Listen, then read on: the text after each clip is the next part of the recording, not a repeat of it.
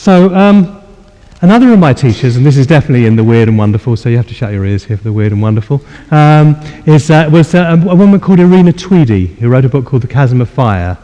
Now, at 80 years old, Irina Tweedy was broken by her Sufi master and came back as a teacher. And so here's this little old lady in a house in Willesden, and we would go every Friday night to meditate, we'd be lying on the floor and sleep for 3/4 of an hour, and then we'd have a cup of tea. And during these meditations, and I was quite young at the time I was studying with her, we'd have visions. I took it as normal. Most of the people in that room would have visions. They would dream extraordinary visions.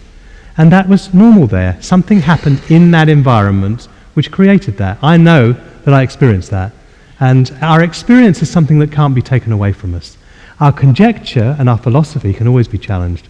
But once we've experienced something, it's ours. We own it. And then we have a right to bring it into our worlds as well. So Mrs. Tweedy, I think, died around 90. And one time, interestingly, there were riots in Kilburn, which are quite near Willesden, and they were pretty scary. And suddenly I saw this scared little old lady from seeing this sort of absolutely extraordinary woman who was holding this place of visioning. But of course, we're all things. We're a mixture. No one's sorted. We all carry our shadows with us as well. I'd like to acknowledge Pir Vilayat Khan, who was the head of the Sufi order, and my friend Michael, who's here, has been a follower of Pir Vilayat for many, many years, and I spent 5 years with the Sufis. What I learned from Pir Vilayat was one of the most extraordinary things. I was at a festival called the World Symposium on Humanity in 1979. And I had a stand there. I was running the Greenpeace stand there at the festival, and I didn't know much about all this weird and wonderful stuff. And during the week, it was a really weird festival because they had some of the greatest teachers in the world, and no one turned up because they didn't have the publicity. So there were 150 people at this festival where there were people like R.D. Laing, Frank Lake, John Denver, Swami Satchidananda, Ramdas, Pir Vilayat Khan, and lots of other spiritual teachers. And at the end of the session, Pir Vilayat got on stage a person from every religion. He had a Catholic, a Jew, a Hindu, Christian, Zoroastrian. He had all the religions there on stage.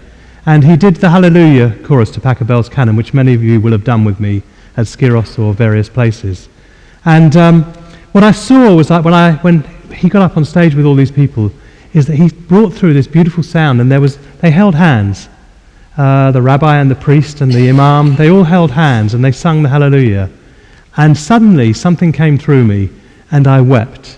And I found myself weeping incredibly deeply for the potential of the future of humanity, that we could hold hands and we could come together as one race, the human race, rather than as a whole mixture of the Tower of Babel, of the many different structures that are there. And not just human beings, but also all life.